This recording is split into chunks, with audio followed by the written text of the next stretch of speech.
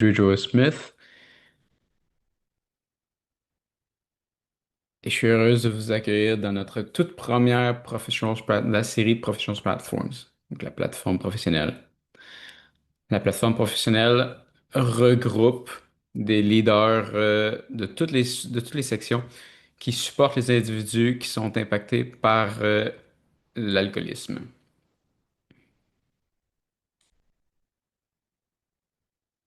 Donc si vous avez besoin d'interprétation, vous m'entendez déjà, tout va bien. Sinon, c'est dans le chat.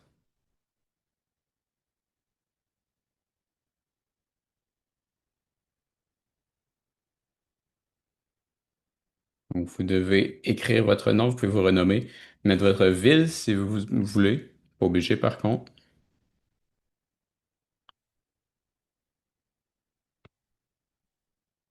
Donc aujourd'hui, on va adresser la question, qu'est-ce qu'un milieu de travail qui est propice à la réhabilitation a l'air? On va avoir trois différentes personnes qui vont parler.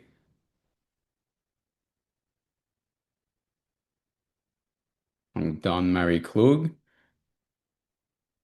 est une leader d'opinion en matière de PAE et propriétaire de réseau d'aide aux employés.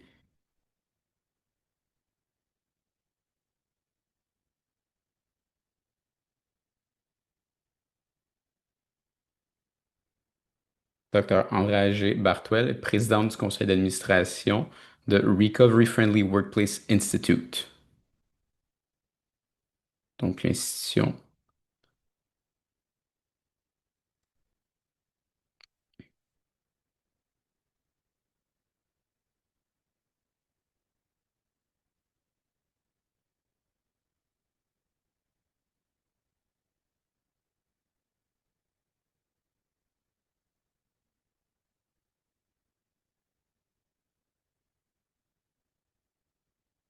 Ensuite, on a Dr. Matthew C. Chow, chef de la santé mentale TELUS Santé. Il va parler du rôle de l'intelligence artificielle dans le milieu de travail en lien avec l'alcoolisme et la réhabilitation. Notre première, dans Mary Klug, va parler en premier.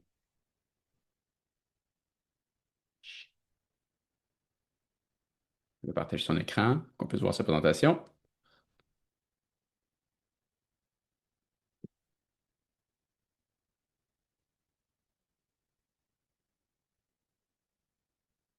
Mon nom est Don Mary Klug.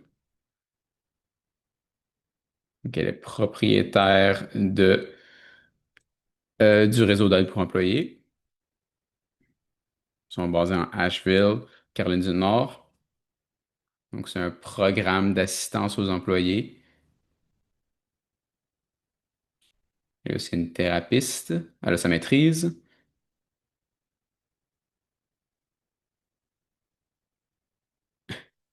C'est une conseillère clinique agréée en santé mentale en Caroline du Nord. Et administratrice non alcoolique de classe A.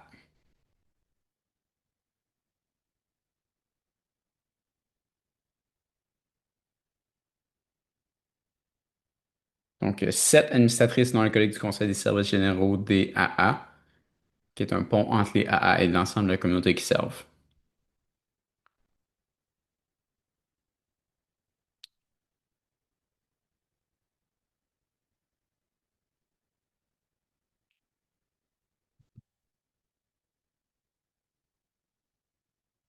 Donc, ils ont comme rôle d'être le visage de Alcooliques Anonymes. Sont pas restreints par l'anonymité, ils peuvent parler publiquement à propos de AA, ils peuvent partager des informations, engager avec des communautés professionnelles et les communautés en général aussi.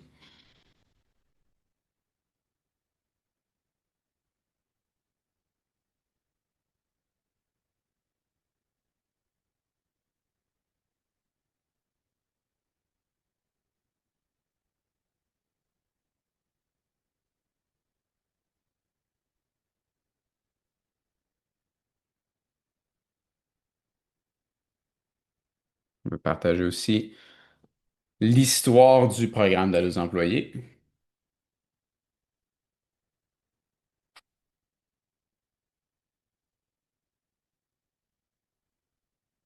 Ça a commencé dans les années 1930, 1940. Au début, ça a juste commencé avec un alcoolique qui parlait à un autre alcoolique. Petit à petit, ça s'est développé en un programme d'aide aux employés. Ce qu'ils ont compris, c'est qu'en parlant de leurs problèmes, ils ont réalisé que ça facilitait les choses. D'en parler, d'en discuter, ça l'aide à la réhabilitation. Donc, depuis les 1960, 1970, depuis 1950 et 60, c'est devenu plus des programmes formels. Donc, les programmes d'alcoolisme en milieu de travail y apparaissent, puis les entreprises embauchent les conseillers pour réduire l'absentéisme lié à l'alcool, donc l'absentéisme au travail.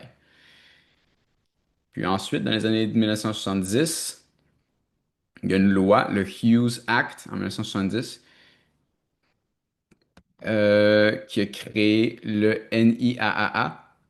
Donc, en gros, c'est les problèmes d'aide aux employés qui s'étendent au-delà de l'alcool pour couvrir même les problèmes personnels autres aussi, là. Ensuite, 1980 et 1990, les programmes deviennent avantages financiers par les employeurs. Le EAPA a été fondé, le programme qu'a décrit présentement plus, a été intégré aux soins de santé comportementale et ça a vraiment été répandu encore plus loin que l'alcoolisme.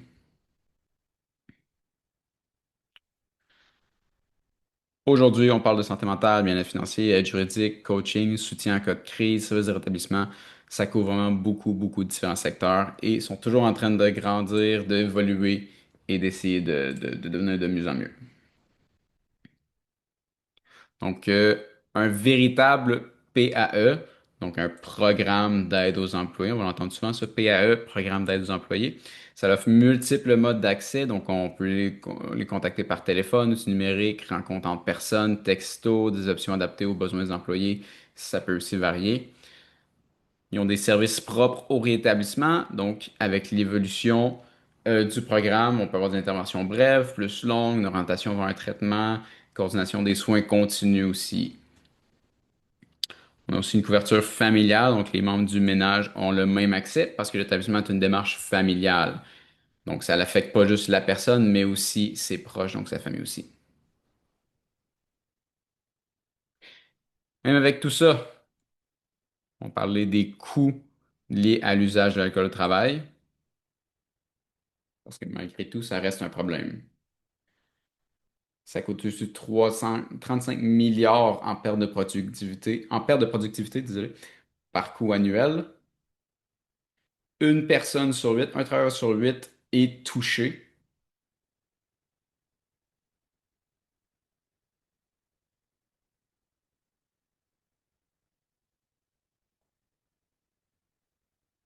72% des employés touchés ont une famille et déclarent que leur rendement nuit à leur santé mentale et à leur famille. Puis, on a trois fois plus de coûts de santé. Les coûts de santé sont trois fois plus élevés à cause des troubles liés à l'usage de l'alcool au travail. Donc, avec la COVID, le milieu de travail a beaucoup, beaucoup changé. Donc, le télétravail est devenu la norme, continue de l'être, dépendamment des endroits. Avec ça, il y a eu beaucoup de d'endroits où c'était moins clair un petit peu. C'est quand que je travaille. Est-ce que je travaille? Est-ce que je travaille pas? Est-ce que je peux boire pendant que je travaille? Personne ne veut le savoir, je suis à la maison. Donc, il y a beaucoup de ces séparations-là qui ont été détruites avec le télétravail.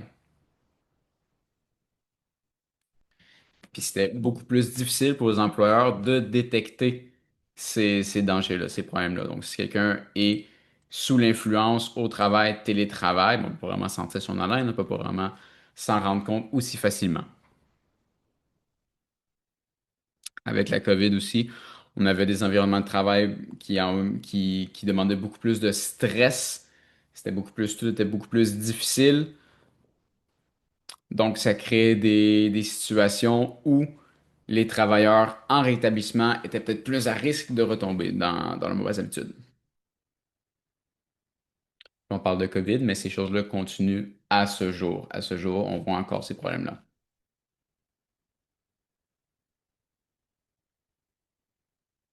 C'est donc pourquoi c'est autant important que ces services-là, que ces programmes d'aide aux employés soient encore offerts. Et, et c'est tellement des situations diverses toujours qu'il n'y a aucun problème qui peut être pour tout le monde. Donc, il y a plusieurs programmes diversifiés, dépendamment des personnes, pour aider plein de genres de travailleurs, plein de genres d'environnement de travail.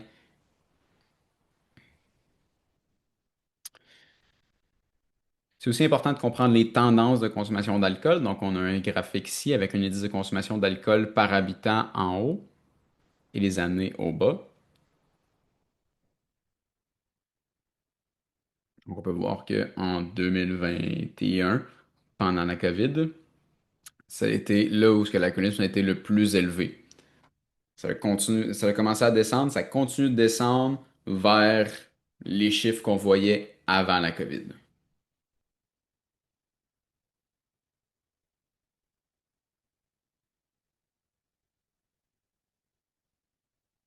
Donc, cette augmentation, on a vraiment vu ça à cause des facteurs liés avec la COVID.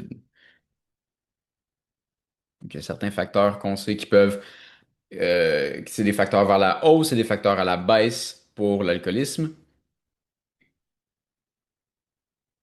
Donc, les facteurs à la hausse, on a l'incertitude économique et financière, donc une instabilité sociale aussi, l'isolement, la santé mentale, l'accessibilité, le marketing de l'alcool. Les facteurs à la baisse, on a les sensibilisations à la santé et au bien-être. On a le réseau de soutien plus solide ou des meilleurs accès aux soins, ça peut aider aussi, ainsi que des changements réglementaires et des politiques plus strictes.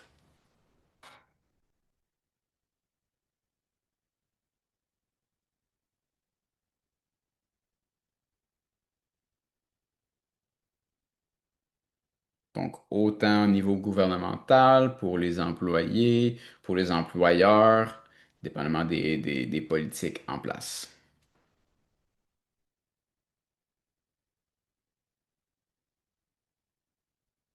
Donc, on parle maintenant de l'évolution des normes sociales.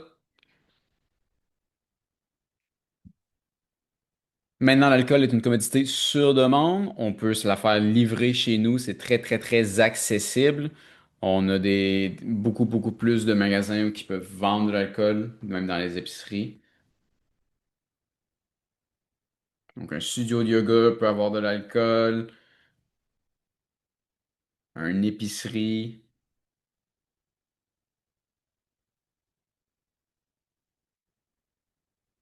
Donc, récemment, il y a une épicerie qui est ouverte avec un bar à l'intérieur. Donc, on peut magasiner en prenant un verre. Donc, la culture favorise l'acceptance de l'alcoolisme, de l'alcool dans nos vies de tous les jours. Ça peut, on peut voir ça comme c'est drôle, haha, c'est une blague, oui, mais ça normalise aussi l'usage de l'alcool. Donc, toutes ces tendances aident à normaliser et même trivialiser l'alcoolisme. Ces choses-là ont des impacts.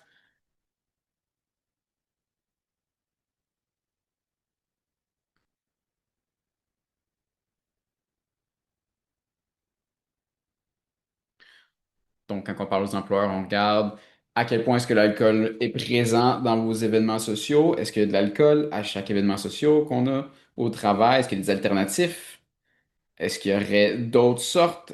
Est-ce qu'on aurait d'autres sortes de breuvages qu'on pourrait avoir? Est-ce qu'on pourrait avoir d'autres tendances?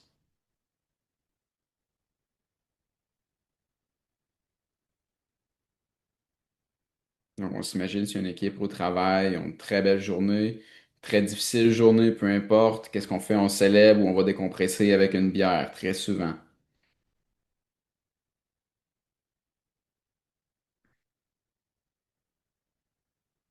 Donc, dans un environnement de travail qui favorise le rétablissement, c'est important d'avoir du support pour les employés, pour les employeurs, pour tout le monde qui est là. Avoir des programmes d'aide pour identifier ces problèmes-là, Donc, c'est quoi les signes? Est-ce qu'on a accès aux outils nécessaires pour nous aider? Comment est-ce qu'on adresse ces problèmes-là? Comment est-ce qu'on peut faire des changements pour le meilleur?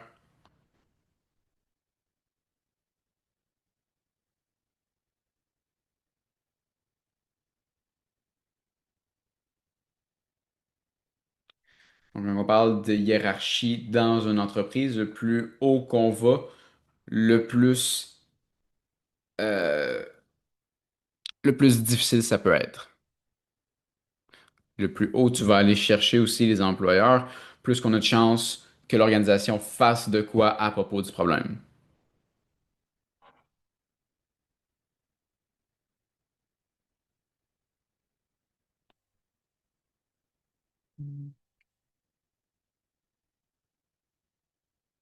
Donc, pour aider, pour avoir un soutien inclusif aux familles, c'est important d'avoir des couvertures qui peuvent vraiment aider. En général, c'est très accessible, des politiques de RH et des conceptions des avantages sociaux qui peuvent favoriser le rétablissement.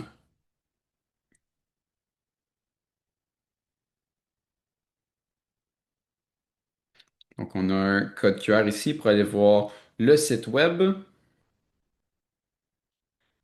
Par la suite, prochaine présentation, on va voir Dr. Andrew Barthwell, qui est spécialiste en médecine des dépendances et stratèges de milieux de travail favorables au rétablissement. Il va nous présenter des stratégies pratiques pour créer des milieux de travail favorables au rétablissement.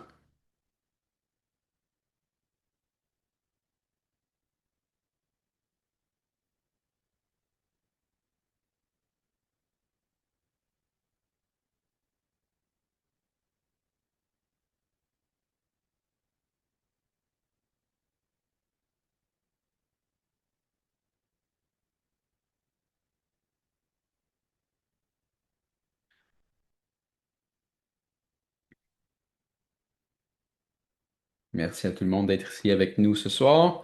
Merci à Deidre Joy, à tous les membres du service, de la plateforme professionnelle pour cette présentation.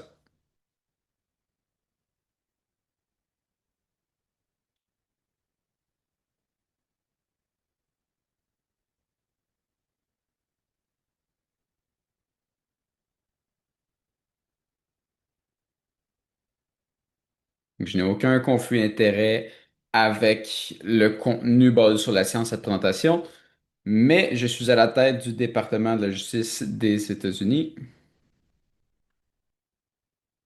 Hmm.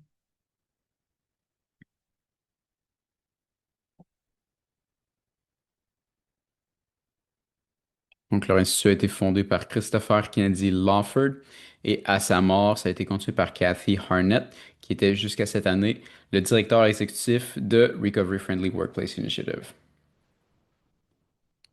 Aujourd'hui, je me suis coordonné avec les autres présentateurs pour couvrir le matériel suivant. Il va y avoir une brève vue de la neuroscience et de l'usage de l'alcool pour les non-scientifiques, l'historique de l'initiative de travail qui est favorable au rétablissement.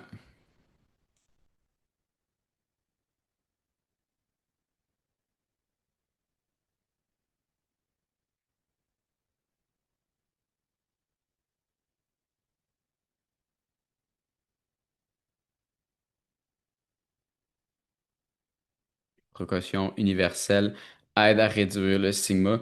Les politiques qui sont adoptées par les milieux de travail peuvent aussi aider à réduire le stigma autour de l'alcool et des problèmes avec l'alcoolisme.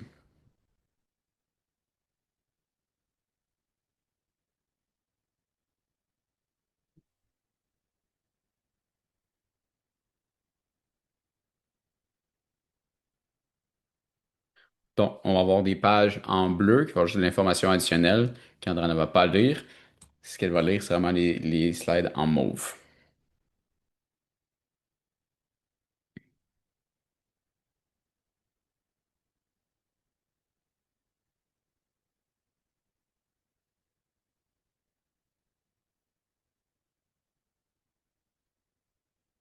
Ça me un problème avec les slides.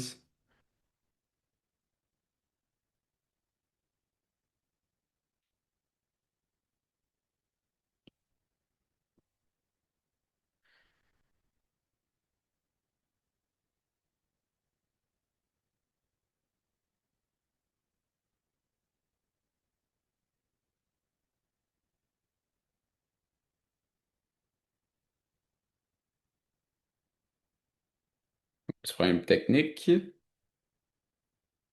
de retour sous peu.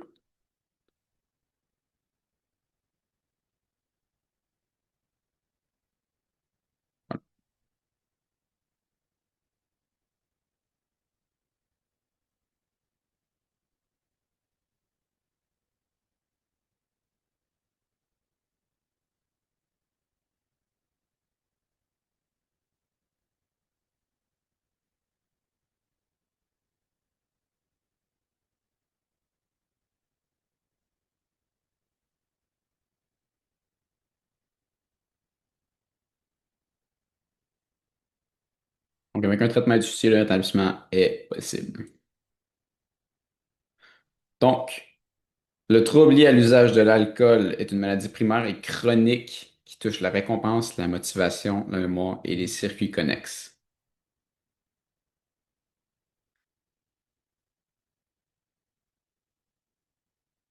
Donc, les individus qui ont cette maladie, comme on va l'appeler, partagent tous les mêmes signes, comment que c'est exprimé, les symptômes. Donc, on voit beaucoup de similarités entre différents individus. Donc, on explique que l'alcoolisme remplit les critères pour être considéré scientifiquement comme une maladie. Donc, on a deux des trois éléments nécessaires.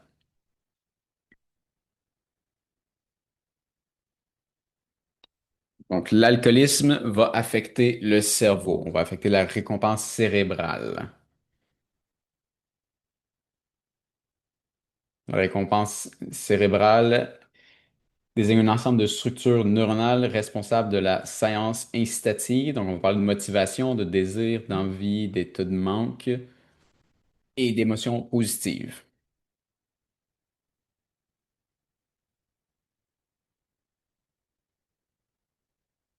Donc, la récompense est centrale pour que la maladie se développe. Donc, la récompense doit être plus grande que la punition.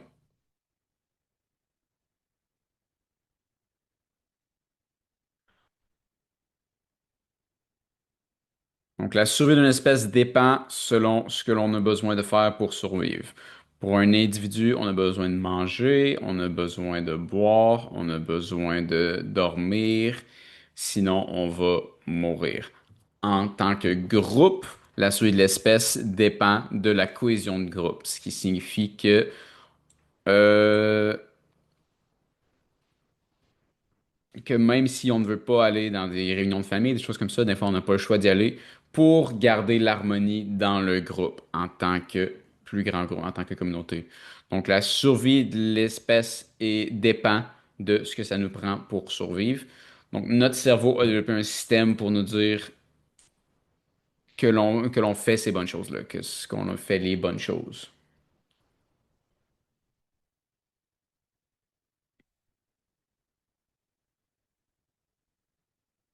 Donc, parfois, par contre, le signal peut dérégler. Le cerveau envoie normalement un signal de récompense pour les choses bénéfiques. Donc, on va essayer de récompenser les bonnes choses. Mais si le signal se dérègle, il peut quand même être émis, même si on n'a pas les bons comportements, même si on a des conséquences négatives. Donc, comme par exemple pour l'alcool, lorsque c'est plus bénéfique, on peut quand même avoir le signal. Comme si le sexe, il est récompensé avec des bonnes sensations, des bonnes idées, même si notre partenaire sexuel est pas quelqu'un qu'on devrait avoir du sexe avec, on va tout de même avoir les récompenses positives. Donc le cerveau est très binaire dans la récompense. Généralement, puisque le cerveau est binaire, on a le contrôle exécutif sur cette décision-là. C'est à nous de faire ce choix-là. Mais avec le trouble d'alcoolisme, on n'est plus capable de penser ou de raisonner par nous-mêmes.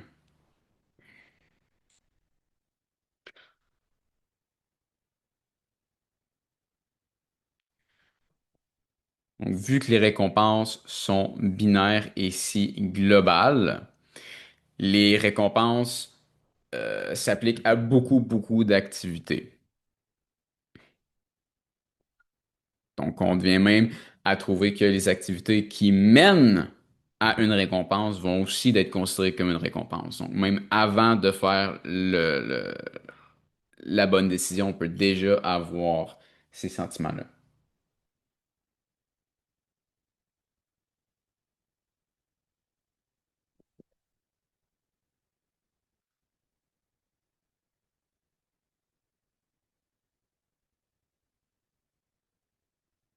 Donc, à l'inclusion de manger, de boire, de vivre, on essaie toujours d'avoir la récompense.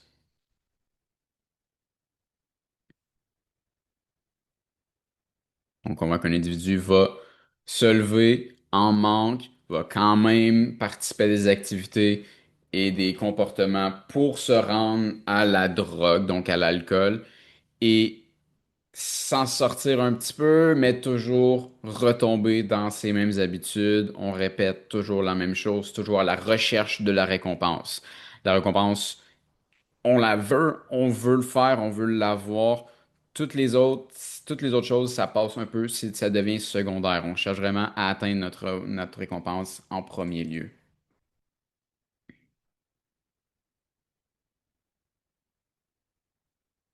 Donc, le dysfonctionnement des circuits cérébraux de la récompense entraîne les manifestations caractéristiques du trouble de l'alcoolisme.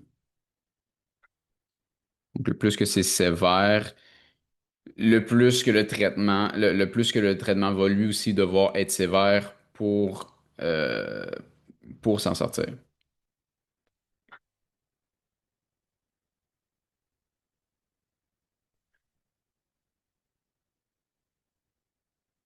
Donc, une intoxication aiguë, on peut avoir du sevrage,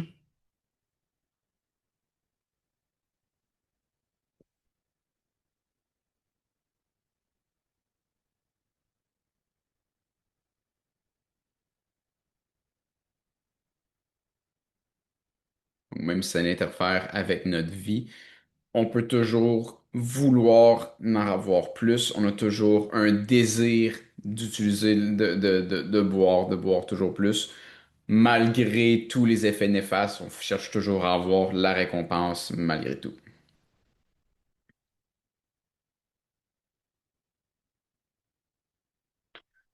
Donc, le trouble se manifeste par une recherche pathologique de récompense de soulagement au moyen de l'alcool et d'autres comportements.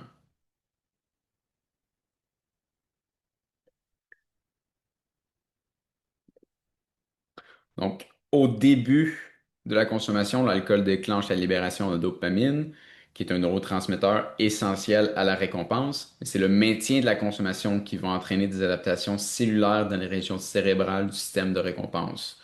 Donc, c'est vraiment la consommation, la surconsommation, toujours en avoir plus, qui va aller affecter ça ici.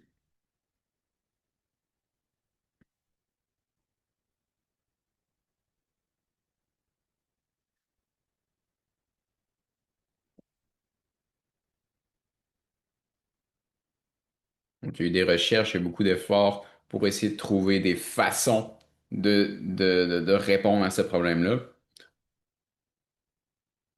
pour essayer d'empêcher ces changements cérébraux-là de se passer avec l'alcool, pour traiter la maladie si on veut.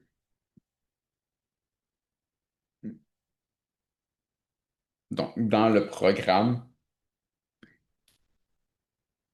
avoir un milieu de travail sans alcool peut aider une personne à continuer de ne pas consommer. Donc, vraiment avoir un bon environnement de travail peut aider à s'en sortir.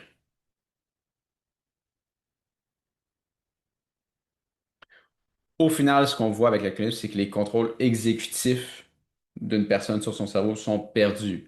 La recherche d'alcool devient plus saillante que les autres motivations et le cortex préfrontal réagit fortement aux stimuli qui annoncent la disponibilité d'alcool. Donc, si l'alcool est présent et accessible, le désir de risque de consommation augmente. Donc, en gros, qu'est-ce que ça veut dire? La dopamine, c'est le fun. On en veut, ça change notre cerveau. On fait les choses qui nous font sentir bien. Notre système est conçu de cette façon, d'une façon très binaire.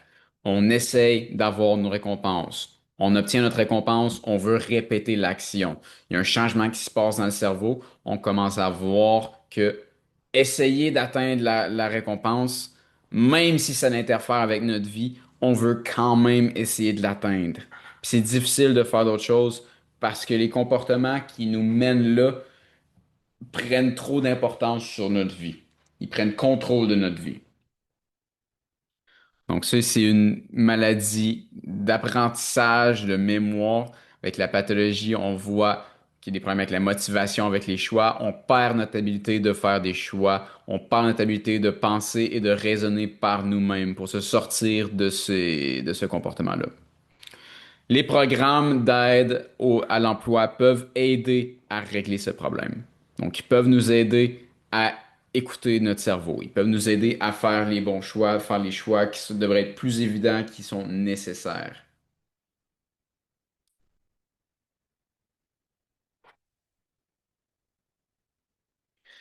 Si quelqu'un n'a pas bu pendant un certain temps, on peut parler de sevrage, on peut parler de rémission. La rémission, c'est juste quelqu'un qui a une perte de temps depuis qu'on peut utiliser. Mais ils peuvent toujours y retourner, ils peuvent toujours retomber dans la maladie. Ça peut être temporaire, ça peut être permanent, ça dépend.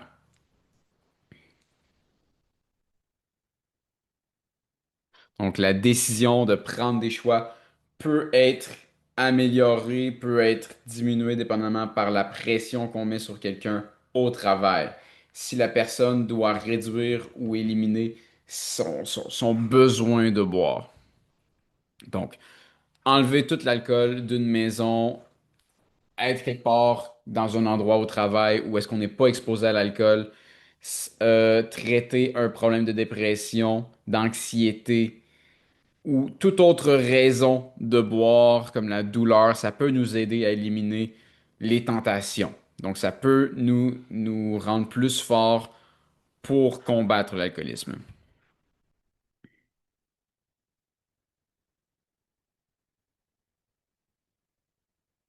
Donc, après la désintoxication, les stimuli annoncent la disponibilité. Comme les personnes, les lieux, les accessoires ils précipitent plus souvent une réchute que les sensations corporelles associées à la consommation passée ou le stress. Donc, une seule consommation, même en petite quantité, peut amorcer la réponse menée à une réchute. Un verre, c'est déjà trop. C'est toujours trop. Donc, les médicaments anti-amorçage visent à empêcher qu'un écart devienne une rechute. On a naltrexone qui possède des propriétés anti-amorçables pour l'alcool et l'antabuse qui bloque les effets de l'alcool et rend la personne malade si elle boit.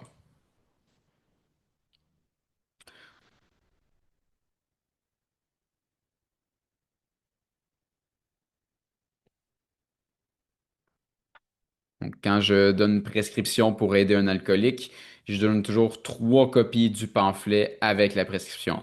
Un pour eux-mêmes, un pour leur sponsor et un à donner à la personne qui va être à leur prochaine rencontre AA qui critique la médication.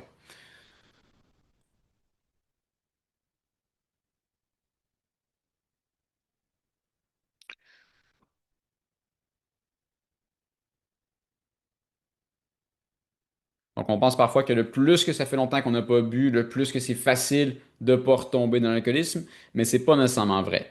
Les recherches démontrent que on est toujours on a plus de chances de retourner à l'usage le plus que ça fait longtemps qu'on a bu. Donc, le plus que ça fait longtemps, le plus qu'on a de chances de retomber dans l'alcool. Donc, les mauvais souvenirs qu'on a peut-être vont se dissiper, puis on va seulement se remémorer les bons effets de l'alcool.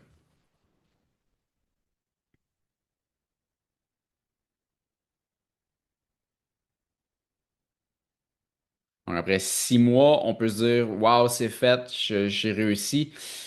Mais 6 mois, c'est juste un début. On a toujours un grand risque de retourner à l'usage. Cette période-là, on doit vraiment faire attention. On doit redoubler d'efforts pour être certain de ne pas retourner à l'usage.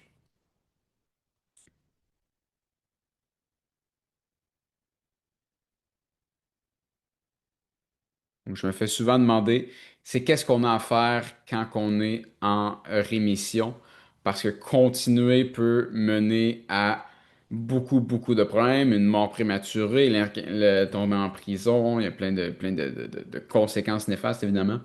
La réponse à ça, c'est de juste arrêter d'utiliser et de tout changer ce que nous sommes. 70% des personnes qui ont besoin de traitement cherchent à l'avoir.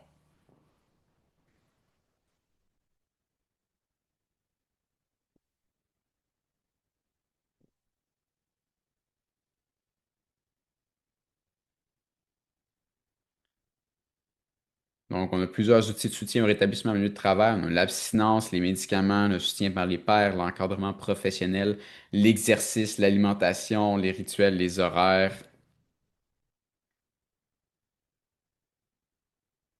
Donc, Dawn, plutôt, a parlé à propos des programmes qui existaient dans les années 20, dans les années 30.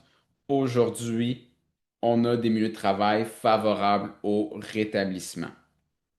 C'est une collaboration au milieu de travail, d'établir, de maintenir, de créer des politiques, des pratiques, des cultures, des coutumes dans un environnement qui supporte tout le monde.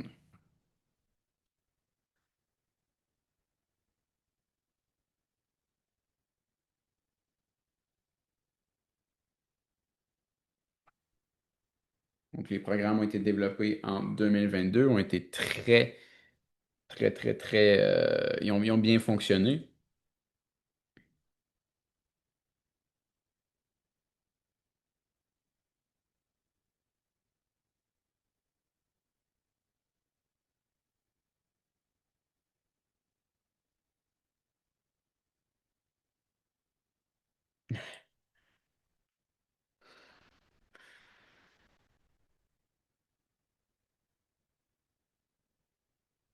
Donc, la Fondation Macmillan leur a donné de l'argent.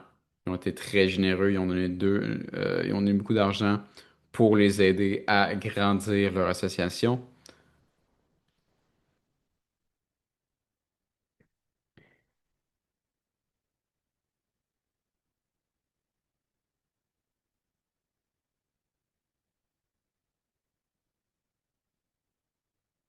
On a les piliers de la certification nationale. On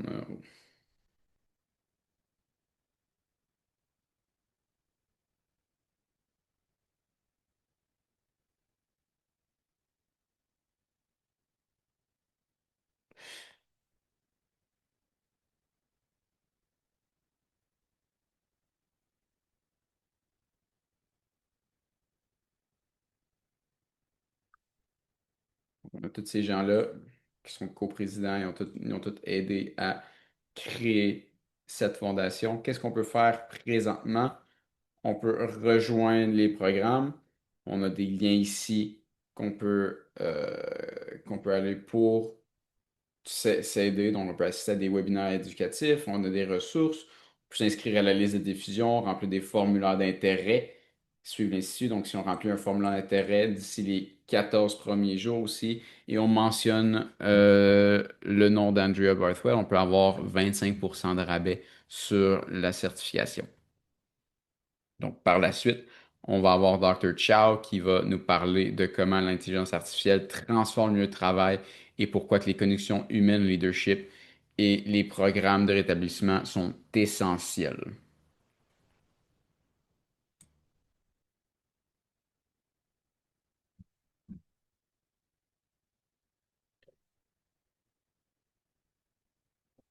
Donc, merci à tout le monde de nous avoir rejoints.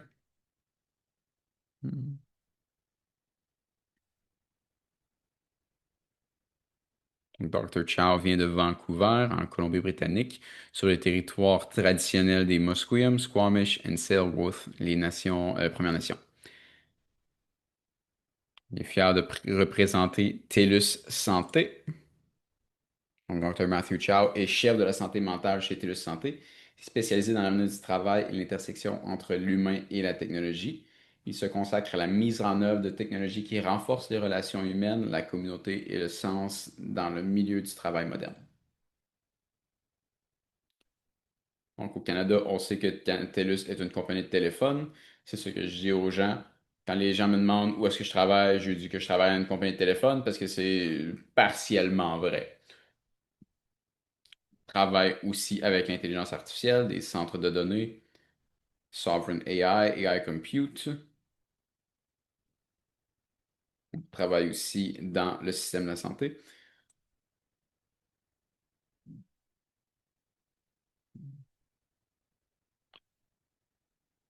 Donc, il y a à peu près la moitié des compagnies Fortune 500 à travers le monde. Donc, environ 150 millions de personnes et leurs familles à travers tout le monde. Donc, en tant que spécialiste, je vais vous parler de comment que le travail change, le travail évolue, le travail est en train d'être révolutionnisé, surtout par l'intelligence artificielle. On va vous parler de comment que ça l'impacte les troubles d'usage d'alcoolisme au travail.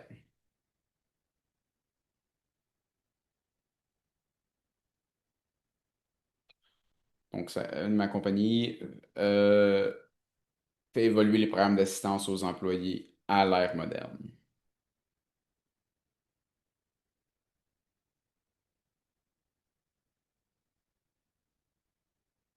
On entend souvent IAP, PAE, Programme d'assistance aux employés.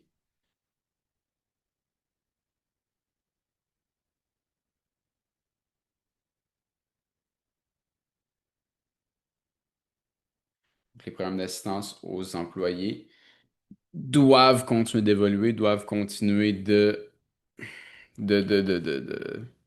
s'habituer au monde qui l'entoure maintenant, dans un monde où est-ce que tout change très, très, très rapidement. Donc, on doit passer d'une approche réactive à une approche proactive pour préserver la proximité, même à grande échelle, et agir sur la culture d'entreprise.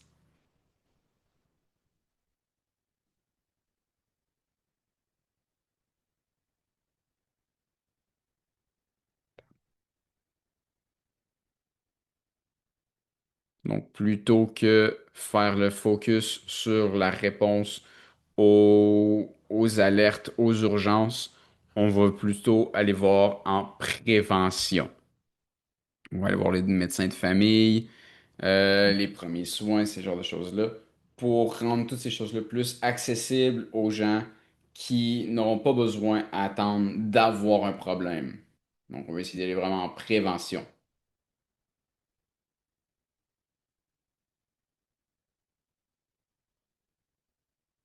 Donc, les outils technologiques, les outils digitaux ont aidé avec ce processus. Cette sorte d'accès toujours accessible, donc d'avoir un accès vraiment tout le temps. Donc, même les jeunes enfants savent comment utiliser les appareils électroniques.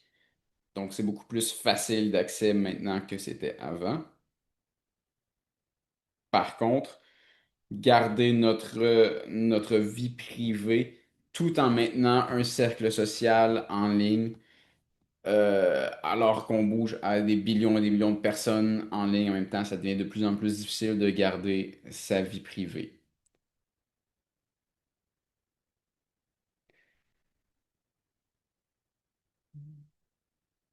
Donc, l'organisation a mis beaucoup de temps à créer une espèce de balance en créant une application, un outil, des chatbots d'intelligence artificielle que tout le monde peut accéder 24 heures sur 24, 7 jours sur 7, en n'importe quelle langue, n'importe quel contexte culturel à travers tout le monde. Mais, bien qu'on met beaucoup, beaucoup d'efforts là-dessus, il faut toujours garder la touche humaine, le focus humain, la connexion humaine. Parce que c'est très, très, très important à la rémission. C'est très important. Donc, c'est capital, la connexion humaine. Donc, il faut essayer de balancer l'ampleur de nos outils avec le respect du privé, avec le respect de nos vies personnelles. Donc, la culture de compagnie, la culture au travail est énorme là-dedans. C'est vraiment une.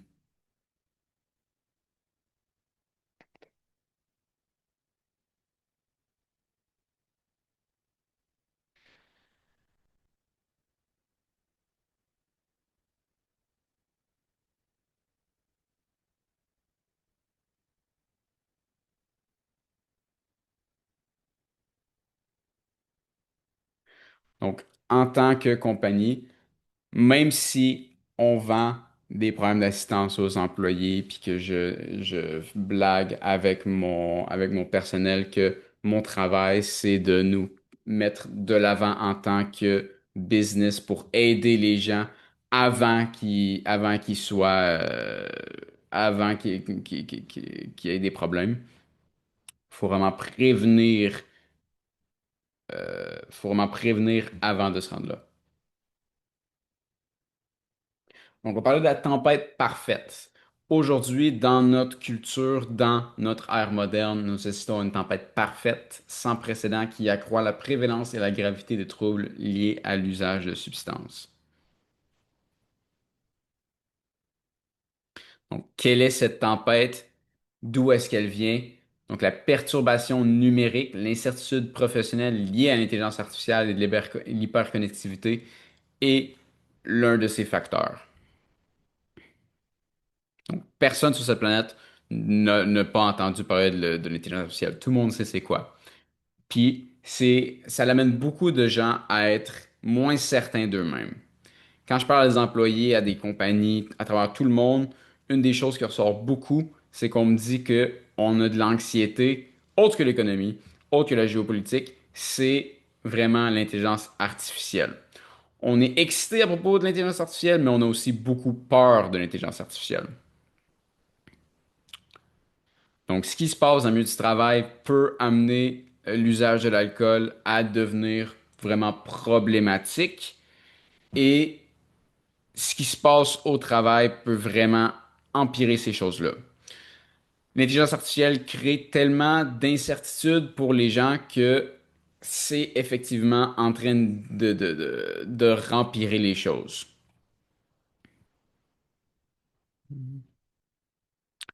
Tout, à travers tout le monde, Canada, Allemagne, peu importe, Japon, Indonésie, tout le monde, toutes les jeunes personnes parlent qu'on a de la misère avec l'économie. Comment est-ce que je vais être capable de payer mon épicerie? Comment est-ce que je vais être capable de payer mon loyer? Est-ce que je vais être capable d'acheter une maison un jour?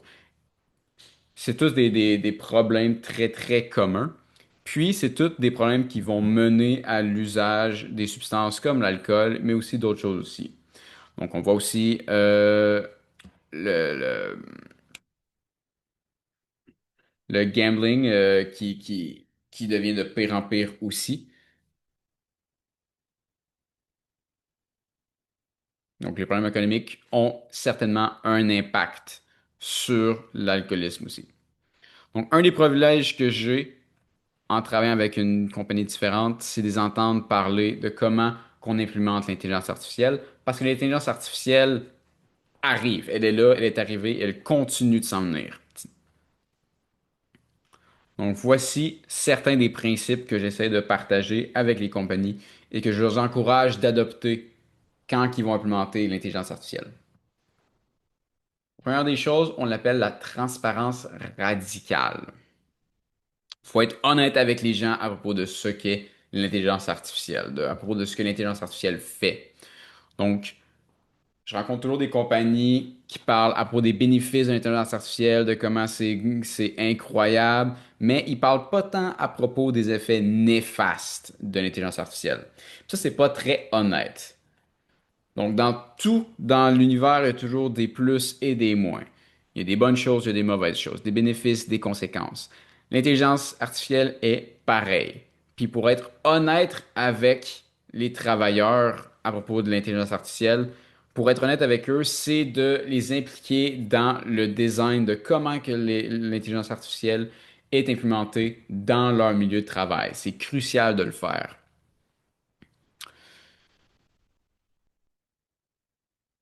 Donc, la prochaine chose, c'est que les gens ont peur à propos de leur travail. Ils ont peur que leur ne soit pas en sécurité, qu'on puisse se faire remplacer par l'intelligence artificielle. Donc, les compagnies implémentent toujours les intelligences artificielles pour essayer d'améliorer les humains, pas pour les remplacer. C'est toujours ce qu'on dit. Dès qu'on parle de remplacer des gens, on a une toute autre discussion, puis c'est pas vraiment de quoi qui peut améliorer la situation. Mais quand on parle à propos d'augmenter les humains, de travailler avec l'intelligence artificielle et les humains main en main pour améliorer nos communautés, on peut créer plus d'espace pour une connexion. C'est le sort de conversation qu'on devrait avoir et que j'essaie d'avoir avec les compagnies. Parler à propos des façons de sauver de l'argent et d'améliorer les choses en travaillant vraiment main en main.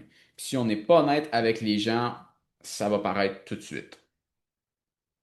Donc, l'augmentation et non le remplacement. Il faut confier à l'intelligence artificielle les tâches administratives fastidieuses pour lutter contre l'épuisement et recentrer l'humain sur un travail porteur de sens. Au final, on va parler des barrières pour le bien-être. Il faut utiliser les données intelligentes pour repérer les tendances de stress tout en garantissant une confidentialité absolue et la sécurité psychologique. Donc, j'ai vu l'intelligence artificielle utilisée comme quand les gens sont à risque de tomber en burn-out.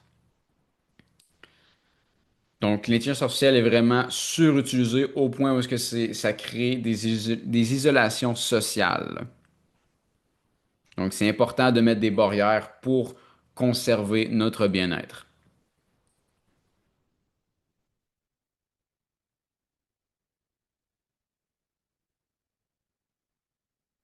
Donc, comment soutenir par l'intelligence artificielle aux personnes ayant un trouble de l'alcoolisme? Donc, un triage intelligent peut réduire les obstacles en orientant instantanément les users vers des conseils spécialisés en dépendance selon l'urgence et les préférences cliniques. Donc, on va essayer de réduire le temps avant de pouvoir connecter les gens avec les soins qu'ils ont besoin. Donc, on veut réduire la distance de temps. Donc, on veut réduire le temps entre quelqu'un qui a besoin d'aide et quelqu'un qui trouve de l'aide.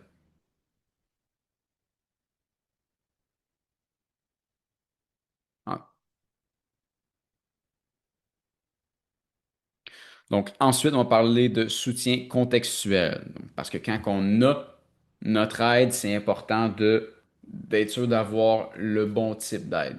Donc, l'intelligence artificielle peut organiser les antécédents pour que les patients n'aient pas à raconter leur histoire 46 000 fois. On la raconte une fois, on a tout de suite l'aide qu'on a besoin. On peut tout de suite se rendre au point. Donc, on laisse, tout en laissant place au lien thérapeutique humain.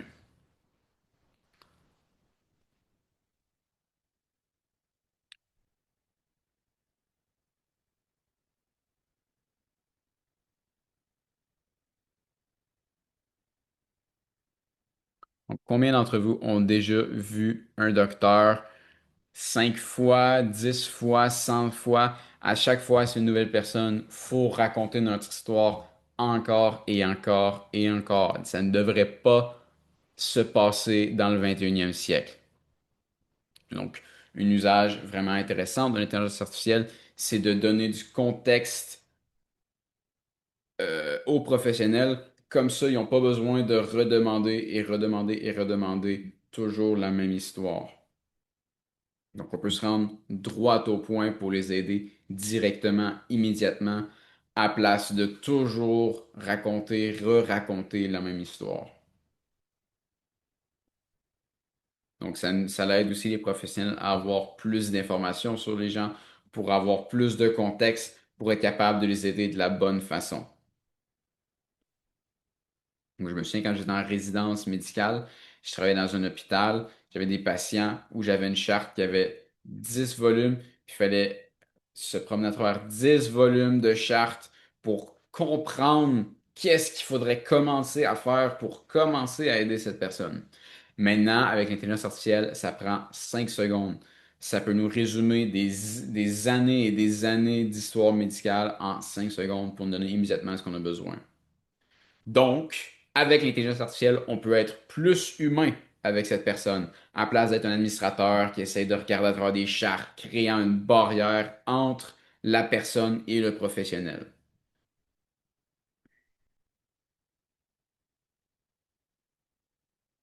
Donc, faire des meilleurs diagnostics, des meilleurs traitements, des meilleurs échanges avec les patients. Donc, par exemple, j'ai un collègue qui a créé un outil d'intelligence artificielle qui aide à détecter la dépression plus facilement et de façon plus précise aussi.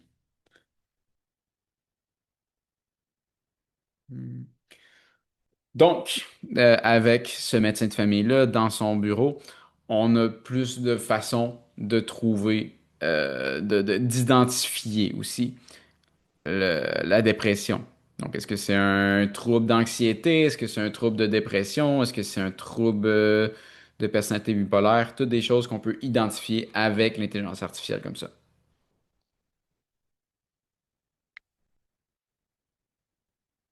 Donc, pour l'intelligence artificielle, dans ce scénario-là, ça va agir quasiment comme un deuxième cerveau pour un professionnel pour être sûr qu'on manque rien, pour être sûr qu'on est toujours un pas d'avant, puis qu'on va toujours donner les meilleurs soins, les meilleures façons d'aider à tout le monde, ouais, à nos patients.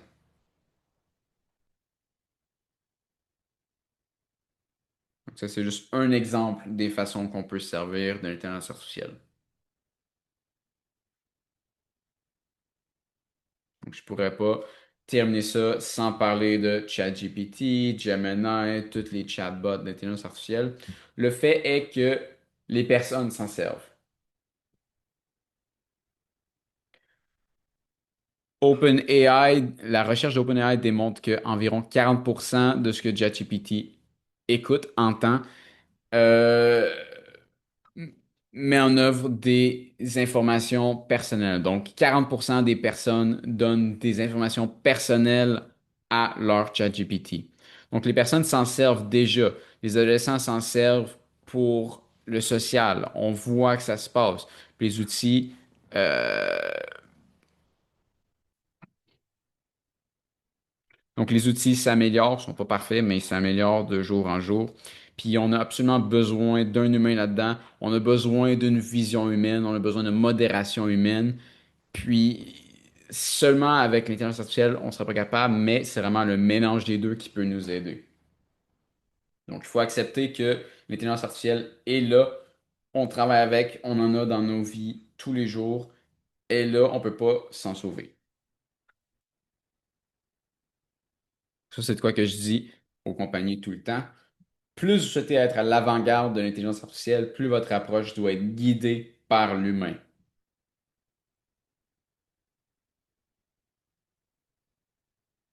Parce que si on fait juste aller de l'avant vers la révolution de l'intelligence artificielle sans penser à notre culture, sans penser à notre humanité, sans penser à nos connexions sociales, sans penser à tout le reste, on va juste rendre les choses pires. On va rendre les choses pires pour tout le monde. Mais si on s'ouvre les yeux avant d'interagir avec l'intelligence artificielle, si on focus sur notre culture, qu'on s'assure qu'on mène de l'avant avec les humains en premier pour être sûr qu'on met les bonnes barrières en place, ben, au bout du compte, l'utilisation de l'intelligence artificielle va devenir une façon de permettre aux humains de passer plus de temps ensemble, entre eux, d'améliorer leur communauté et leurs interactions sociales.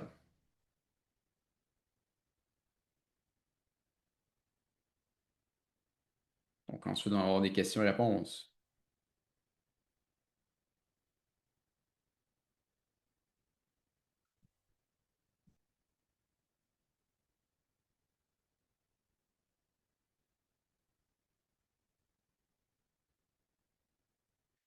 Donc, merci beaucoup.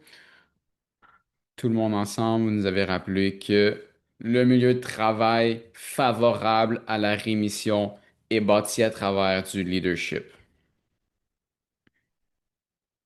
On a besoin d'une connexion humaine présente toujours, malgré le fait que le milieu de travail évolue.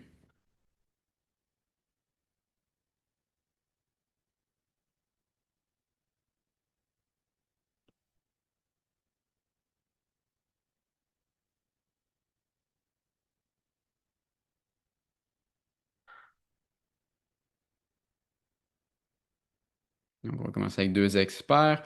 On a Lisanne Bachi, qui est la directeure professionnelle du service d'employés à Chicago, des pompiers en fait, à Chicago.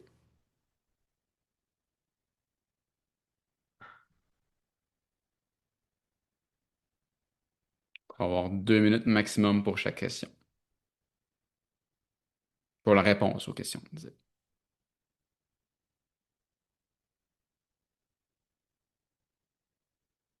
Bonjour Deidre, bonjour tout le monde.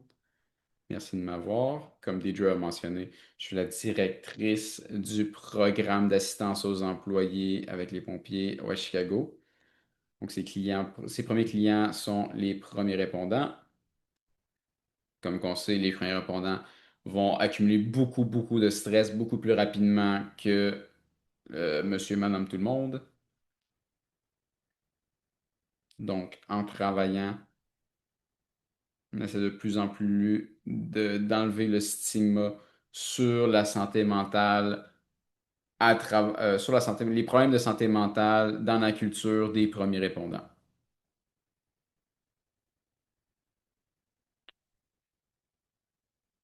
Donc, je me demande si les conférenciers ont des façons de nous aider pour aider de briser cette barrière, pour éduquer les membres à utiliser des façons de se remettre, d'aider leur santé mentale.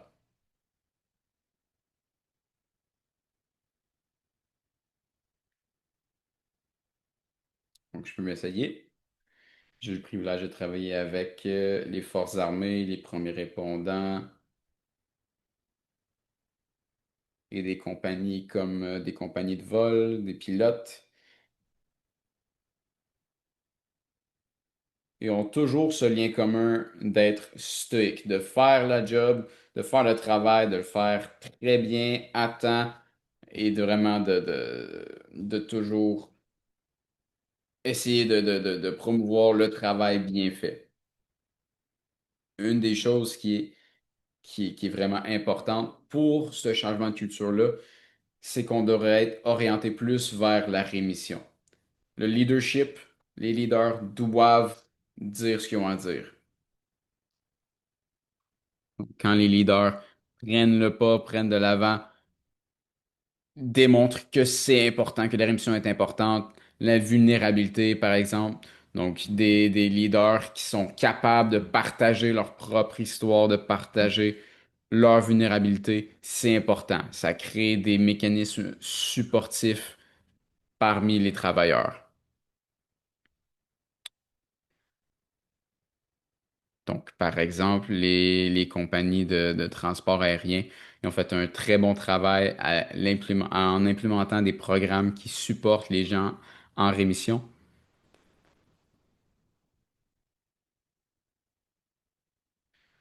Donc, pour les pilotes qui ont un problème d'alcoolisme, ils ont des attentes à remplir, ils ont des attentes, on s'attend toujours à ce qu'ils s'en remettent, on s'attend toujours à ce qu'ils retournent dans le cockpit. Et puisqu'on a ces attentes-là à travers toute l'industrie, c'est le résultat qu'on a.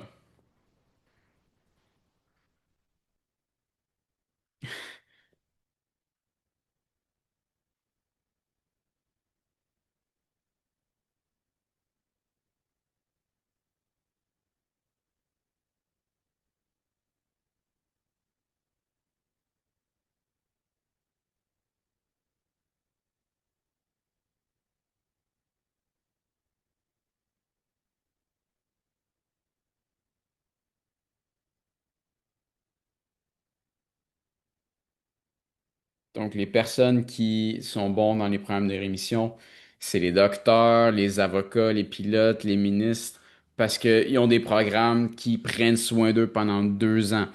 On a un focus, on a un contrôle jusqu'à ce que la rémission fasse effet vraiment. Donc, ce que je dis souvent à mes patients, ils me demandent combien de temps est-ce que je dois continuer les meetings, combien de temps est-ce que ça va prendre.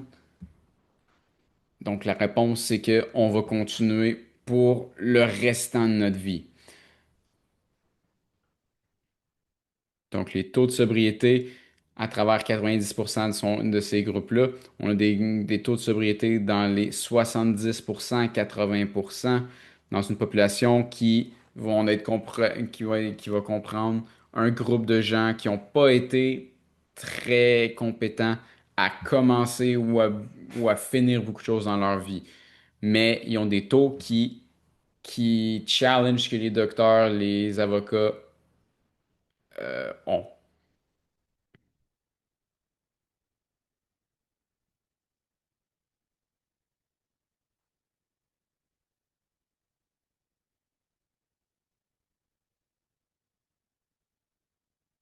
Donc, les programmes sont développés parce qu'il y avait un gars sur le train qui est devenu, qui a cherché à avoir la sobriété, qui a cherché à stopper l'alcoolisme, puis qui a vu ses compères qui avaient de la difficulté, puis il les a aidés en les amenant à des meetings et ils ont commencé à se supporter les uns entre autres. Donc, ça prend un guide professionnel de l'aide de nos familles, de nos communautés, de nos amis.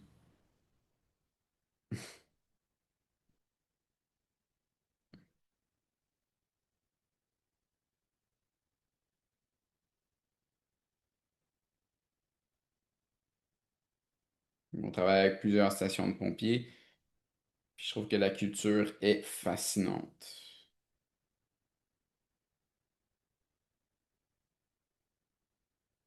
Un des chefs avec qui on travaillait en faisait beaucoup pour développer des programmes dans son organisation qui supportent la santé mentale et qui permet aux gens de parler à propos de ce qu'ils expériencent, de comment ils répondent, leurs émotions.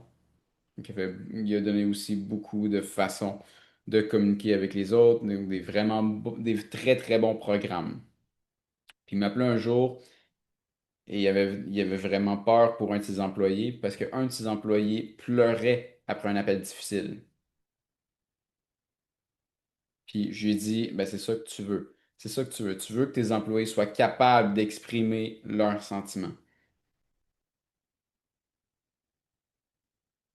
Donc, une partie de ça, c'est qu'on a un shift de culture qui prend place, particulièrement avec les leaders des stations pompiers et les chefs. Et je pense que c'est vraiment une belle chose que ça l'évolue. Et puis plusieurs sont plus loin que d'autres dans ce processus-là.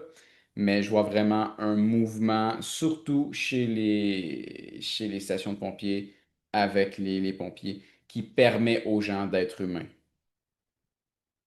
Quand que, historiquement, ils n'avaient pas vraiment le droit d'être humains. Ils devaient être stoïques, mais maintenant, ils peuvent l'être. Merci, Izan, pour la question. Ensuite, Dr. Ray Baker,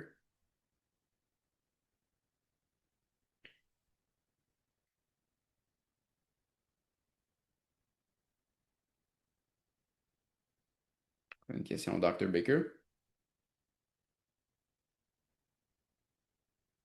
Merci, Idra. Merci aux trois, Don, Andrew et Matthew, pour vos présentations incroyables et pour l'espoir que vous soufflez dans les gens. Je suis à la retraite depuis. J'ai travaillé pendant 36 ans. Maintenant, je suis à la retraite. Donc, je suis un docteur, un éducateur médical. Mais depuis ma retraite en 2016, je me focus sur la rémission de communauté, ce qui est très différent d'un traitement d'addiction. Et la rémission de communauté inclut le milieu du travail. Donc, je m'intéresse aux sujets qui ont été présentés aujourd'hui, surtout celui de Dawn, qu'on a parlé à propos de EIP.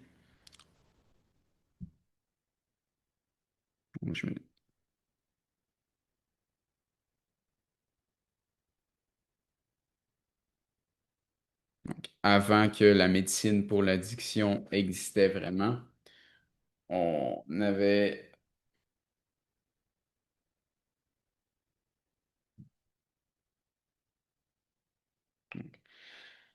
André a parlé à propos de l'importance de la joie, Mathieu a parlé à propos de comment que les groupes AA sont bons, puis comment qu'on peut l'utiliser pour, pour améliorer la rémission.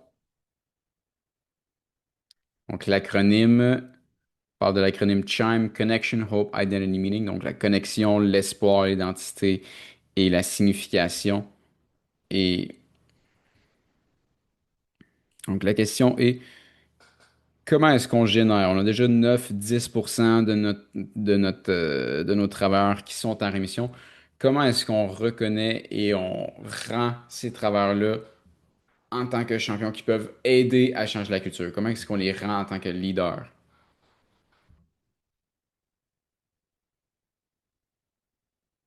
Donc, un outil qui est déjà disponible, qui se fait utiliser dans beaucoup de milieux de travail, c'est de créer des groupes. Donc, d'aider les gens à se rencontrer, à aller ensemble pour en parler.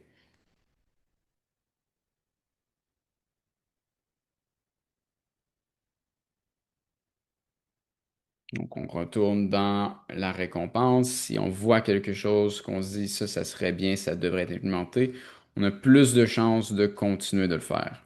Donc, il faut être capable de se délaisser de notre sentiment que que personne nous aime, personne se soucie de nous, que personne va faire des choses pour nous aider, en renforçant la notion qu'on a une voix, que ça vaut la peine de nous écouter.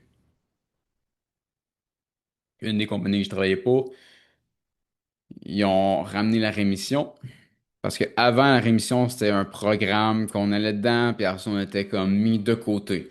On nous mettait vraiment de côté, on ne laissait pas rester avec la population générale.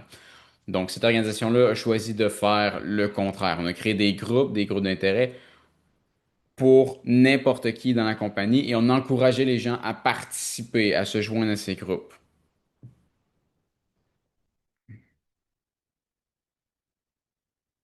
Donc, les personnes à place d'amis de côté étaient plutôt célébrées pour leur succès. Donc, on célébrait leur- leurs efforts, leur voyage, leur travail à sortir de l'alcoolisme.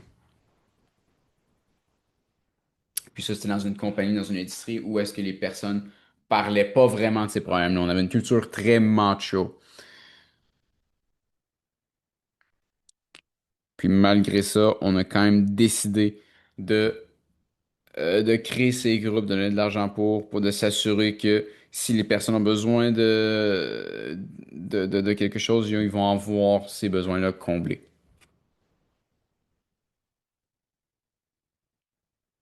Donc, je crois qu'on a besoin de support, d'entraînement, surtout si on travaille avec les autres. Donc, il va y avoir des programmes pour nous aider, pour nous aider à comprendre comment faire.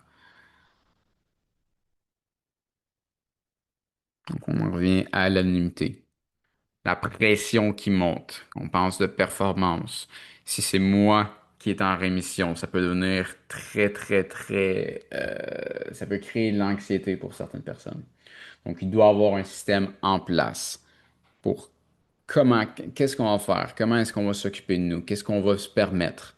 Donc, pour les personnes dans ces groupes ou qui ont des personnes ou qui connaissent des personnes qui sont dans ces groupes, c'est important de s'entraider et de s'assurer qu'on s'aide nous-mêmes aussi.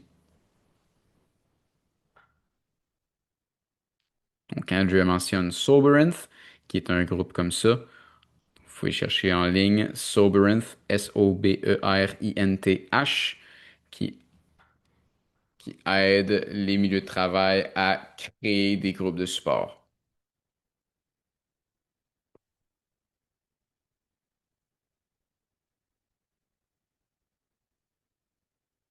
Donc, il faut agencer l'aide aux proches avec les traitements, avec les groupes AA, avec toutes ces choses-là aussi. Il faut le traiter comme une condition médicale.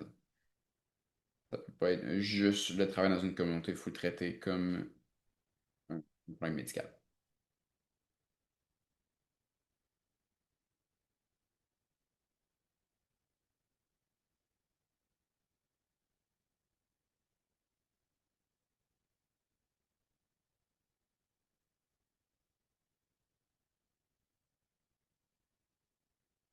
Donc, Lizzie a déjà posé sa question un peu.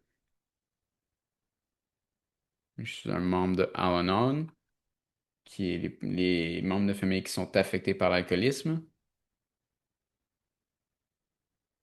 Donc, je trouve ça fascinant parce que j'ai eu une rencontre avec mon employeur dans une clinique communautaire. Comment est-ce que quelqu'un dans un travail navigue les services qui peuvent être approuvés.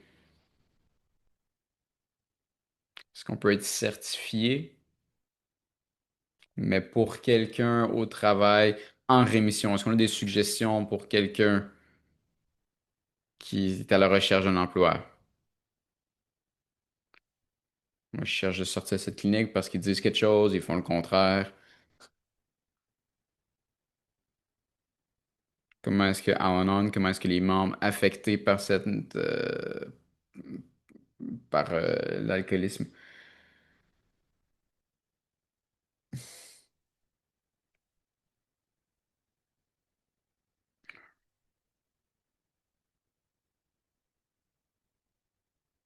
pour longtemps, je travaillais dans une compagnie qui aidait à financer ses employés à avoir accès à des services pour les personnes qui en ont besoin.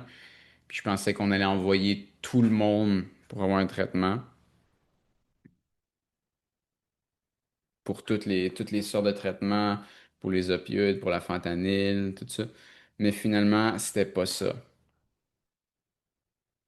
C'était plus relié à avoir grandi dans un environnement avec l'alcoolisme.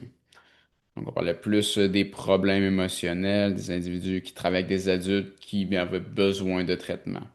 On commençait pas à regarder les autres substances avant 2 ans. Donc, ça a pris 2 ans pour que l'existence de ce service vraiment devienne ce que c'est maintenant. Donc, il n'y a pas de remède miracle. C'est apparemment de la persistance. Il faut travailler dessus. Il faut jamais arrêter de travailler pour.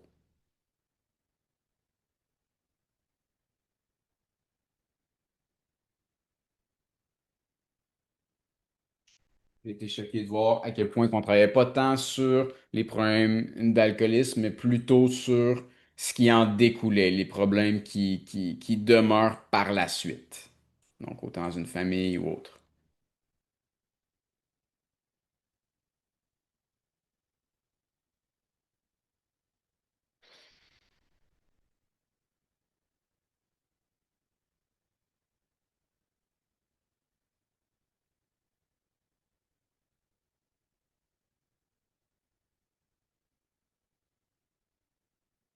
Personnellement, j'ai de la misère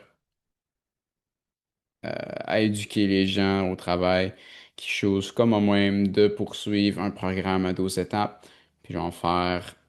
euh, Donc, ça fait 13 ans qu'elle fait ça. Il y a beaucoup de stigma envers les programmes de 12 étapes, comme si tu es dans un programme de 12 ans, c'est comme si tu avais. Oh, c'est-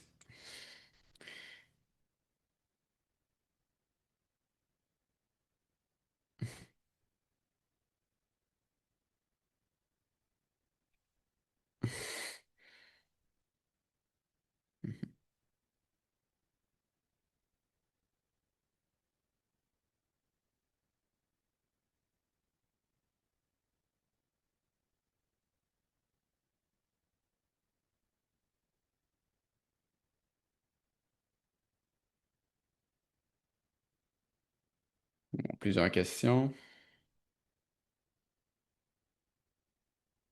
C'est à tout le monde, à Deidre, à Sam, à tout le monde. La question pour les trois.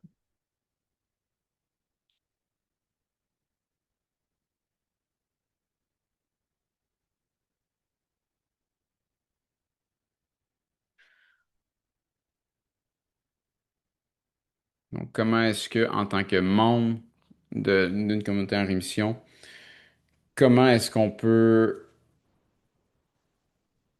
se rendre à toutes les communautés? Comment est-ce qu'on peut tous se rendre au même point?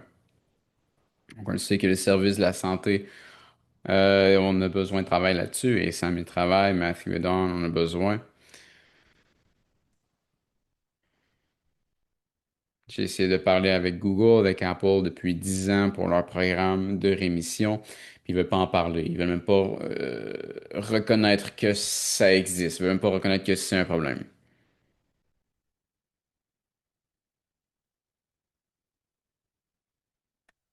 Donc après 2 ans.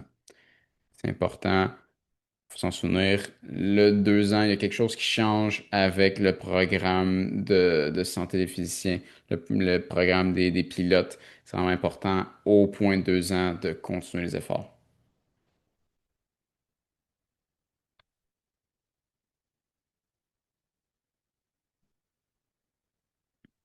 On prend des choses, Tim, je t'ai envoyé un message.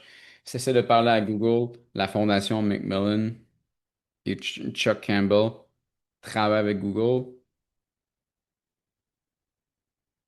Si tu veux travailler avec Google, tu m'envoies un texto, je peux me rendre à eux.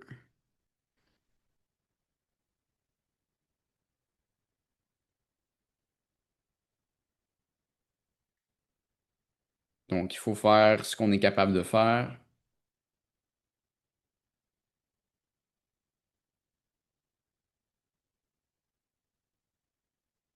Collectivement, on commence à faire du progrès. Et cette génération qui arrive demande et a besoin de tellement plus du milieu de travail qu'on n'a jamais eu de besoin, nous.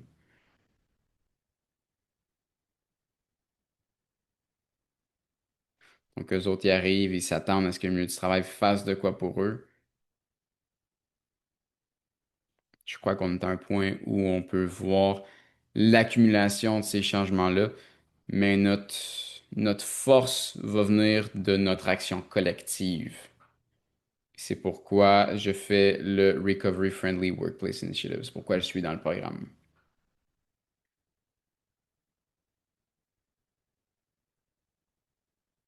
Donc, ce que les gens font avec la prévention dans les écoles, faut le faire dans le milieu du travail aussi. Il faut les combiner ensemble pour avoir un effet profond dans le monde que l'on vit.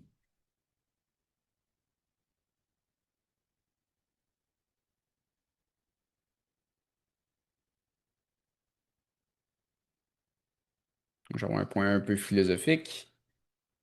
Les changements qui durent que j'ai vus, qui arrivent avec les compagnies, les gouvernements, les organisations, c'est quand ils arrêtent de traiter les gens comme des unités de production qu'on peut juste jeter à la fin de la journée, plutôt les voir en tant que membres d'une communauté.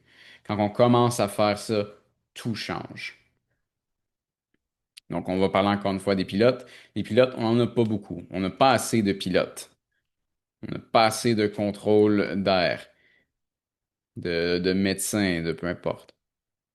Donc, quand que les compagnies aériennes ont commencé à regarder ont commencé à voir leur pilote en tant que ressource qu'on a besoin, pas en tant que ressource qu'on peut juste jeter, en tant que ressource que l'on aime, que l'on veut respecter, que l'on veut faire perdurer, on a commencé à vraiment investir en le besoin de supporter les gens, autant avant, pendant et après la rémission.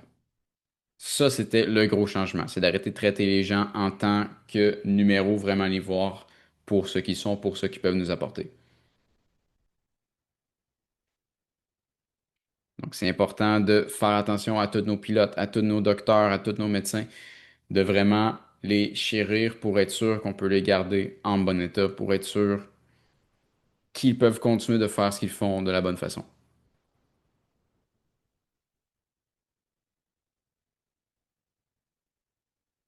Donc, il faut regarder chaque personne en tant que personne, pas en tant qu'une unité de travail, une unité de production.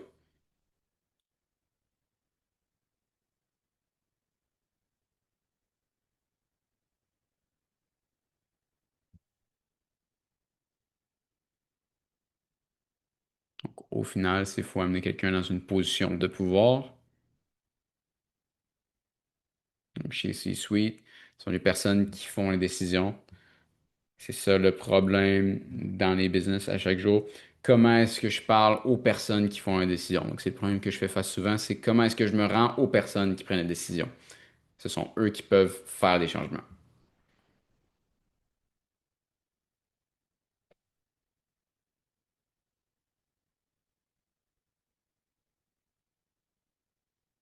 Donc, merci à tous pour vos présentations. J'ai appris beaucoup. Je me surprends à chaque fois d'à quel point j'apprends quand j'écoute.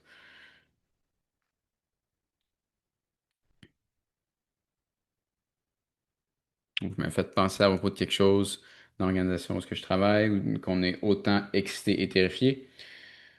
On a parlé beaucoup de l'intelligence artificielle, puis on a parlé beaucoup d'être proactif. C'est fascinant que dans les dernières 3 années, la quantité de gens qui ont donné leur CV pour notre organisation, pour quitter nos compétiteurs, pour aller nous joindre nous,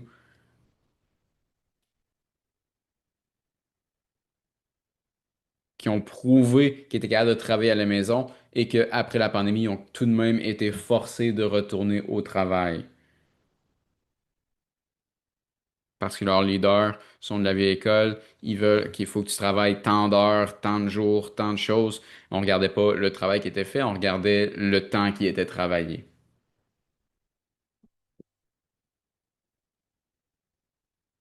Donc, on a commencé à penser qu'on a de l'abus d'usage par cette simple décision. Donc, on essaie d'être proactif, mais j'ai l'impression que on essaye puis que nos efforts sont en vain. Parce qu'on est déjà au troisième stade de développement de l'intelligence artificielle, puis on approche rapidement la super intelligence artificielle. On va voir ces machines opérer à des niveaux de complexité que l'intelligence humaine ne peut pas comprendre. Donc, je suis entouré par des gens qui sont distraits parce qu'ils n'ont aucune idée parce qu'ils n'ont aucune idée que jusqu'à maintenant, on se garde protégé. Mais je sais pas quelle technique qu'on a, puis comment de personnes tu travailles pour, Dr. Chow. On a peut-être un gros problème qui arrive, même avec l'intelligence artificielle, avec son assistance. Donc, je travaille avec une compagnie ce matin qui était exactement dans la situation que tu as décrite. Donc, ils demandent à tous leurs travailleurs de retourner au travail, de cesser le télétravail, en même temps que l'industrie est en train d'être attaquée par l'intelligence artificielle. Donc, ils me demandaient mon opinion, qu'est-ce qu'on fait? Puis, la première chose que j'ai dit, c'est que les deux choses qu'on demande à nos employés de faire, de retourner au travail et d'utiliser l'intelligence artificielle. Chacun de ces choses individuellement devrait être vraiment énorme à accomplir. Puis là, on demande de faire les deux en même temps. C'est trop pour les gens. Donc, si tu es vulnérable, c'est trop d'un coup. C'est même trop pour moi. Donc, retourner au travail, cesser le télétravail, puis apprendre comment faire usage de l'intelligence artificielle en même temps, c'est trop d'un coup. Donc, je leur demande de prendre un pas de recul, de penser à qu'est-ce qu'on demande nos travailleurs de faire, penser à quels risques qu'on leur impose pour leur santé mentale, physique. Donc, si tu insistes que l'on doit retourner au travail, que l'on doit retourner au bureau, ça ne peut pas être la même milieu de travail qu'on avait avant 2020, parce que le monde a changé. Donc, on a besoin de support. Il faut considérer que il n'y a pas une seule solution qui marche pour tout le monde. Il y a beaucoup de sortes de gens différents qui ont beaucoup de besoins différents aussi. Donc, il faut créer des chemins pour ces personnes qui ont des différences. Parce que la recherche est très claire.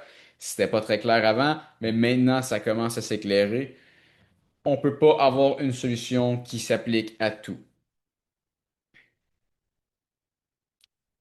Le problème, c'est pas qu'on va perdre des gens, c'est qu'on va perdre des types de gens. On va perdre notre diversité. On va perdre nos tops du top en haut qui ont ces compétences-là.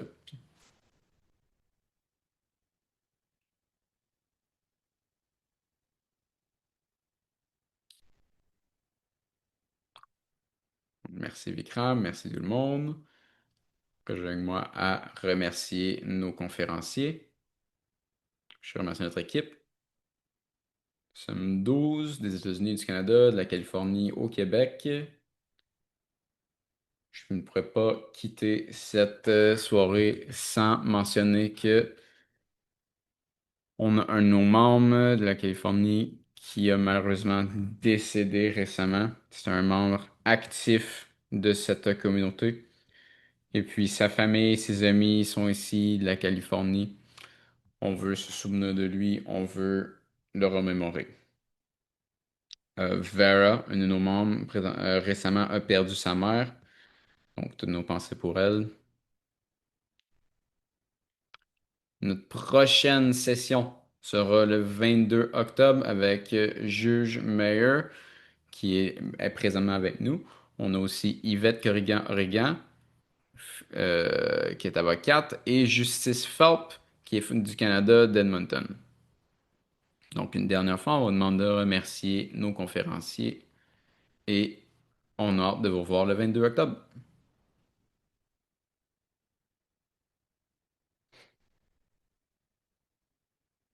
Merci à toi, teacher.